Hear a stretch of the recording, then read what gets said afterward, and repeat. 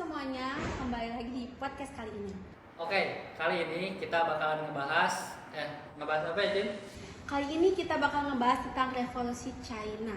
Oh iya, revolusi China. Belum pernah dengar sih. Gimana sih, Jin? Oh, belum pernah dengar ya? Jadi kita bakal ngejelasin di video kali ini. Sebenarnya sejarah China itu cukup menarik ya teman-teman, dan juga lumayan panjang gitu. Wah, kenapa tuh, Jin? Karena sebenarnya sejarah China itu ada dua bagian atau dua part. Hah? Dua apa? Asli, Jin? Biasanya kan revolusi China yang biasa kita dengar tuh sekali doang. Nah, itu kok bisa jadi dua gitu?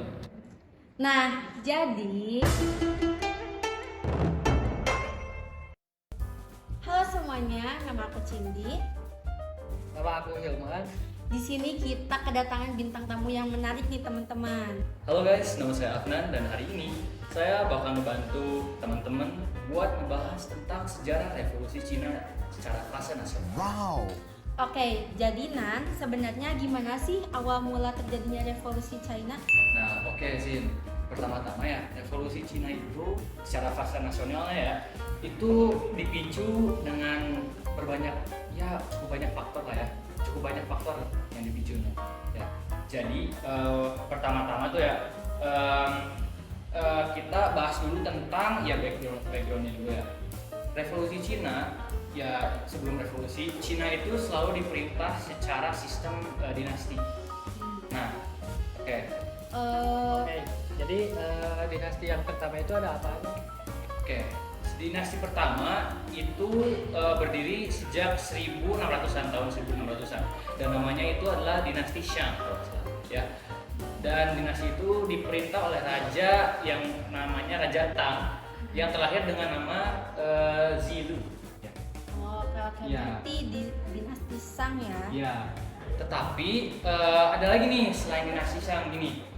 Selain dinasti Shang ada juga dinasti satu lagi yang namanya dinasti Xia kalau nggak salah. Nah, tetapi dikarenakan informasi yang dikit, beberapa orang tidak mengetahui dinasti ini. Adapun juga yang ya nggak mengakui dinasti ini gitu ya kan, karena ya seberapa minim informasinya ya. Dan akhirnya itu atau dinasti terakhirnya itu adalah dinasti Manchu. Oke. Jadi terus gimana, Nan? Nah, ini nih. Dinasti Manchu ini mulai kontroversinya itu mulai di dinasti Manchu.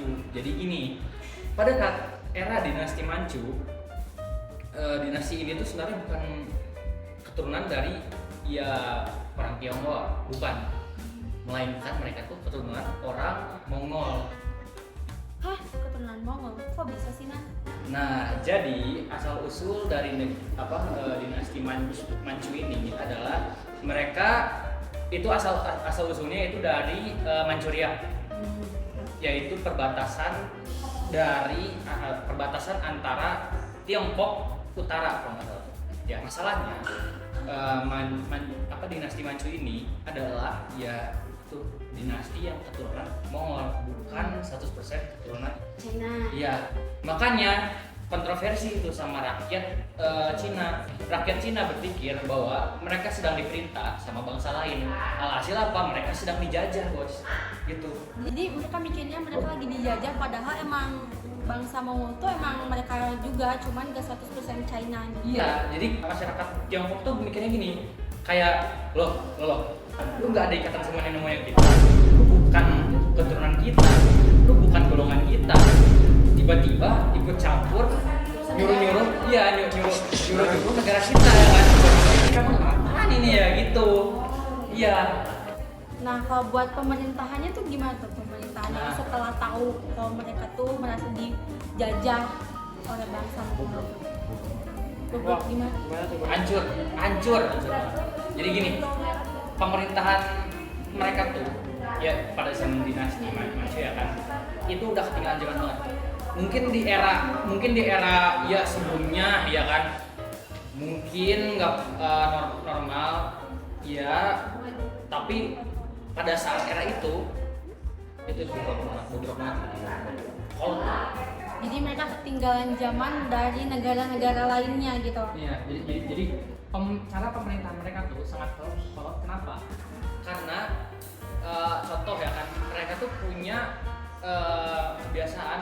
menutup dirinya sendiri dari bangsa lain. Ya, kalian tuh mirip persis sama situasi Jepang. Bedanya kasus Jepang itu karena mereka punya alasan di mana mereka tuh pernah hampir dikudeta, makanya mereka tahu trauma terus mereka menutup dirinya sama bangsa lain. Kasus Cina itu beda, itu itu. Gimana tuh? Nih, alasan Cina menutup diri mereka sendiri sama bangsa lain itu karena mereka itu menganggap bangsa lain itu rendahan mereka. Wah, itu yang iya. Jadi mereka menganggap bahwa bangsa lain itulah bangsa rendahan yang nggak beradab sama sekali. Makanya beda banget itu. Bangsa Eropa lu anggap rendahan, bos. Kan tokoh kan? Makanya gini, udah mah mereka sok elit, sering kalah perang lagi. Lah, kok gitu sih? Ini kocak banget ya. Iya, emang kocak banget emang. Terus itu yang bagian kalah perang gimana tuh? Gini nih, bagian kalah perang itu kayak gini. Contoh pertama ya, perang Cina sama Inggris. Perang ini terjadi di tahun 1800-an. Ya, 1800. Secara singkat, Inggris datang ke Cina membawa candu atau yang bisa kita bilang narkotika, ya narkoba. Hal ini mereka lakukan untuk yang memberantas narkotika di daerah mereka sendiri. Ya, sekaligus mengambil profit di Cina. Dengan cara apa? Iya, dengan cara apa? Dijual. Mereka ke China dia. Hasil apa? Masyarakat Cina rugi dong. Masyarakat Cina yang dirugikan, bos. Ya kan? Iya. Akhirnya pada saat Cina hapuskan narkotikanya, Inggris marah, ya kan? Inggris marah besar. Perang terjadi. Ujung-ujungnya apa? Ya, ujung-ujungnya Cina kalah. Iya. Mau apa banget. Terus peperangan Cina sama Jepang, ya kan? Ya, peperangan ini itu adalah salah satu peperangan yang bisa dibilang adalah salah satu tamparan berat buat Cina.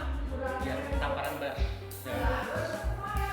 Jadi awal mula peperangan ini terjadi adalah pada saat Jepang ingin mengambil alih negara Korea.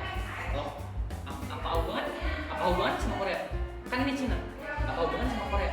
Karena pada resminya pada saat itu pada era itu area atau ya negara Korea adalah asalnya atau pengikutnya ya komplotannya Cina. Jadi secara tidak langsung negara Korea adalah negaranya Cina, ya kan? Itu seluruh Korea dibagi jadi Korea Selatan sama Utara tuh. Iya. Nah, itu punya Cina, pasalnya atau pengikutnya, komplotannya lah ya kan, anak buahnya, ya kan. Alhasil Cina marah dong. Lalu apa-apaan mau ngambil anak buah gua? Daerah gua mau ngambil, dia mau masalah sama gua. Perang. Dan apa yang terjadi? Ya, Cina kalah. Alhasil apa? Cina kalah. Cina malu semalu-malunya.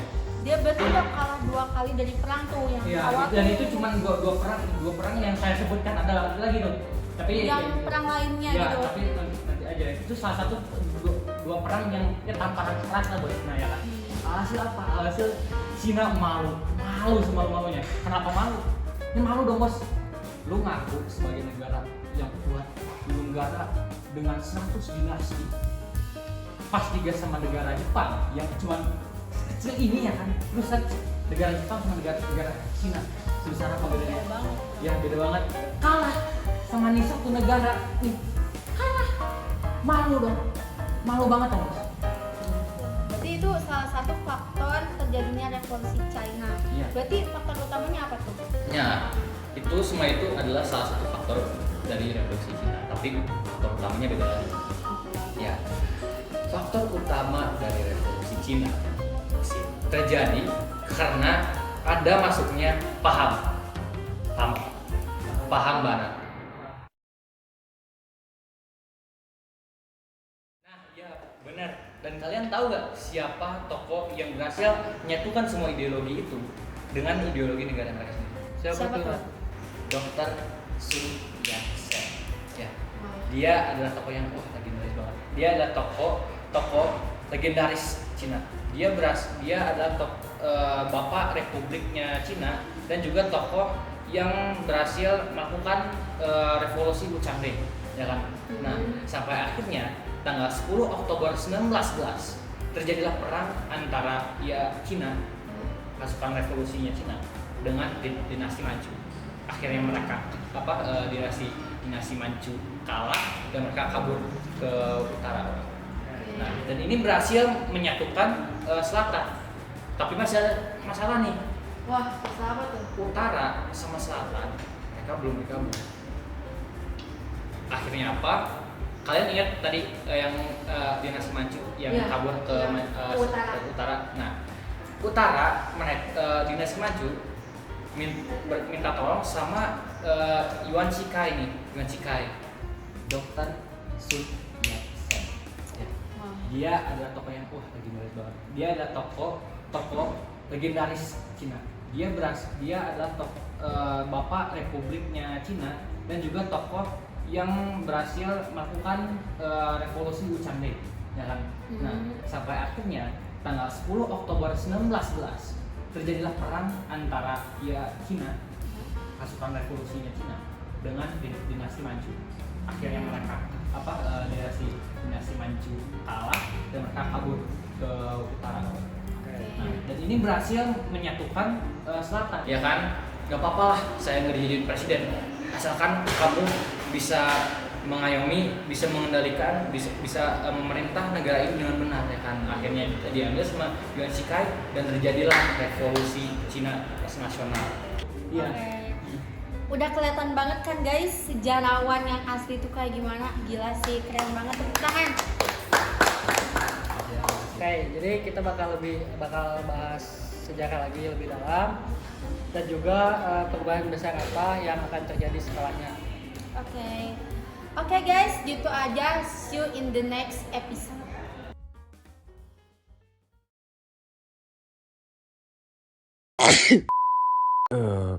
Halo guys, jadi editor Afnan di sini. Sebelum kita mau masuk ke klip atau ke episode kedua, aku mau memberi berita yang cukup ampas bahwa klip kita atau footage kita dari episode 2 ini hampir beberapa atau semuanya, enggak semuanya sih, tapi mostly itu error atau korup. Tapi ada beberapa yang aku sempat selamatin dan ini klipnya guys. Halo guys, kembali lagi di podcast kita yang part 2. Dan sekarang kita bakal ngelanjutin sejarah dari revolusi Cina yang episode keduanya ya guys ya. Kan kemarin udah tahu ya kan, ada 2 bagian dari revolusi Cina tuh ya kan. Kemarin itu baru fase nasionalisnya atau nasionalnya. Sekarang kita bakal ngebahas revolusi Cina yang kedua. Apa itu? Yaitu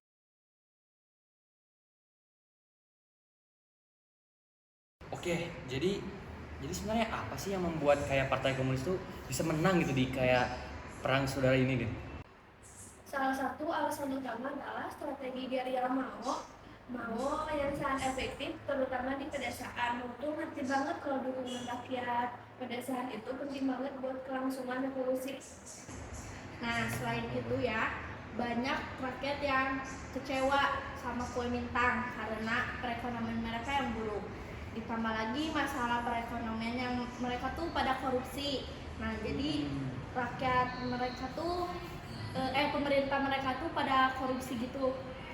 Dan selanjutnya kalian jangan lupa Uni Soviet juga membantu Partai Komunis, sementara Amerika Serikat gak konsisten banget membantu Kuomintang. Oke, jadi bentuk dari revolusi ini tuh secara ya keseluruhan ya itu nggak pernah berubah ya. Jadi ya mungkin bentuknya bisa berubah, tapi untuk secara ideologi dan harapan masyarakat dan ya intinya itu nggak berubah sama sekali. Jadi gini, revolusi Cina ini jelas gak selesai cuma sampai di sini. Nah, terus perdebatan tentang cara terbaik menjalankan negara masih terus terjadi. Cina tetap jadi contoh menarik tentang bagaimana suatu negara bisa berubah total. Dan ya mungkin ya semua itu aja ya dari podcast kita. Ya sebelum kita closing, kita mau bilang terima kasih dulu ya kepada bintang tamu kita. Makasih banyak ya. Terima kasih banyak ya udah datang Ya. dan udah menjelaskan apa itu revolusi Cina. Ya, dan buat penonton, makasih juga udah nonton podcast kita. Dan makasih banyak sudah menemani kita yapping selama beberapa menit ini ya kan. Ya, maafin kalau kita ada kesalahan kata-kata ya kan. Dan ya, see you next Wajar time. kita manusia bukan Bukan bego. Oke, see you next time. Bye-bye. Bye.